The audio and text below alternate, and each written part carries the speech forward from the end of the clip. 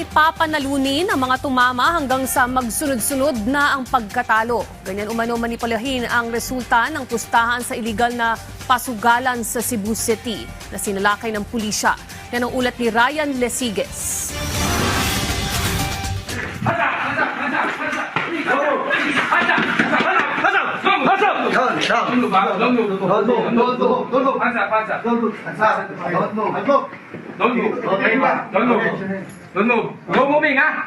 Nasa kalagitnaan ng pagpapatakbo ng kanilang iligal na pasugalan ang mga dayuhang ito nang salakayin ng PNP Anti-Cybercrime Group sa isang condominium sa Cebu City. 4 na Korean national ang naaresto.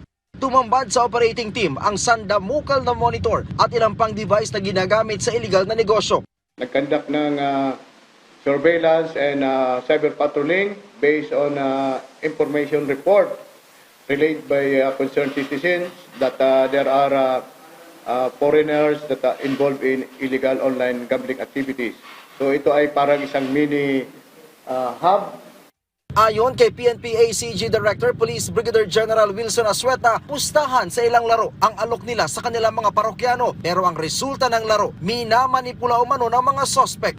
Ayon sa PNP ACG, 5 taon na daw na tumatakbo ang iligal na pasugalan ng mga dayuhan na walang kahit isang legal na dokumento. Umaabot daw sa 10 milyong piso ang kinikita ng mga ito kada buwan. Inaalam na ngayon ng mga otoridad kung may iba pang kasabwat ang mga sospek.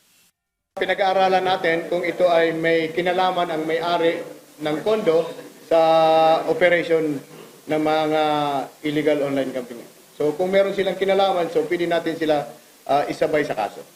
Nakatakdang sampahan ng kasong illegal gambling na may kaugnayan sa Cybercrime Prevention Act ang mga naarestong dayuhan. Ryan Lesiges para sa Pambansang TV sa Bagong Pilipinas.